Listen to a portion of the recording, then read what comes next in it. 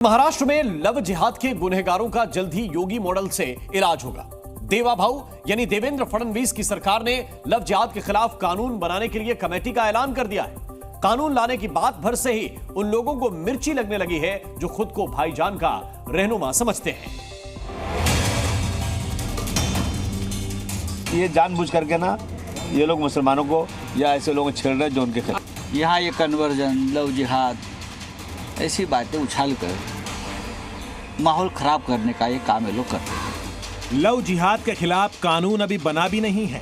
विरोधी सियासत चमकाने के लिए पहले आ गए, लेकिन ये लोग भूल गए हैं कि महाराष्ट्र में देवाभाव की सरकार है जो वादा करती है तो जरूर पूरा करती है। योगी मॉडल पर चलते हुए महाराष्ट्र सरकार भी लव जिहाद के खिलाफ कानून लाने जा रही है। ये कानून धोखे से लड़कियों को फंसाने वालों, उनका धर्मांतरण करवाने वालों के लिए किसी चाबुक से कम नहीं होगा। महाराष्ट्र के मुख्यमंत्री देवेंद्र फडणवीस ने डीजीपी की अध्यक्षता में 7 सदस्यीय कमेटी बनाई है जो कि महाराष्ट्र में लव जिहाद और जबरन धर्मांतरण की शिकायतों से निपटने के लिए उठाए जाने वाले कदमों को लेकर सुझाव देगी।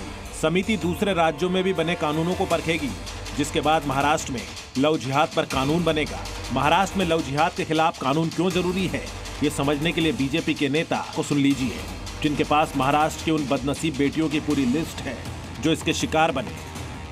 आफ्ताब अमीन ने इसके 56 टुकड़े किए। रूपाली चंदन सिवे चेंबूर में रहती थी। इकबाल शेख ने इसको मारा। पूनम क्षीरसागर मानखुर्द में रहती थी।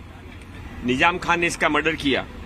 यशस्वी शिंदे, दाऊद शेख ने मर्डर किया। सोनम शुक्ला मलाड में रहती थी। साजिद अंसारी ने मर्डर किया। ये 5 बड़े लव जिहाद के रिपोर्टेड केसेज पिछले 1 साल के हैं। मुंबई की श्रद्धा वॉलकर की हत्या का मामला पूरा देश अभी तक भूला नहीं है। Live in partner Aftab Poonawalla ने श्रद्धा की हत्या करके शव के कई टुकड़े किए थे और फिर उसे जंगल में फेंक दिया था। बेटी से लव जिहाद का आरोप लगाने वाले श्रद्धा के पिता इंसाफ होने से पहले ही इस दुनिया से चले गए, लेकिन महाराष्ट्र में अब ऐसे मामलों में आरोपी नहीं बच पाए। इसके लिए कानून लाने की पूरी तैयारी है, लेकिन खुद को मुस्लिमों का पैरोकार बताने वाले विपक्षी नेता अबू आजमी को लगता है कि कानून कोई भी आए, टारगेट सिर्फ मुसलमान ही है। महाराष्ट्र सरकार या दिल्ली की सरकार या यूपी की सरकार, ये इनका सुबह शाम एक ही चीज़ है कि किस चीज़ से मुसलमान को परेशान किया जाए। सांप्रदायिकता हद पे बढ़ी हुई है। जबरन धर्मांतरण और लव जिहाद पर कानून आने की बात सुनते ही शरद पवार की एनसीपी और कांग्रेस को भी प्रेम और धर्म की बात याद आने लगी है। दलील ये दी जा रही है कि प्रेम व्यक्तिगत मामला है। लव जिहाद जो बोल रहे हैं उनको, ये क्या कानून है? कानून में इसमें कोई ये नहीं। हमारे संविधान में आप कौन से भी रिलीजन फॉलो कर सकते हैं। इतना ही नहीं, आप बिना कोई भी रिलीजन न पालने वालों को भी यहाँ उतना ही स्थान है।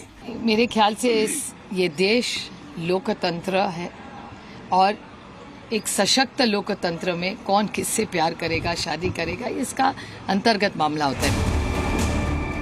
लव जिहाद के खिलाफ पूरी मुस्तैदी से आवाज उठाने वाले मंत्री नीतीश राणे बेहद खुश हैं। उनका मानना है कि आने वाला कानून हिंदू बेटियों को जिहादियों से सुरक्षा कवच देगा। उद्धव की शिवसेना और बीजेपी में भी लव जिहाद पर आने वाले कानून पर घमासान तेज हो गया है।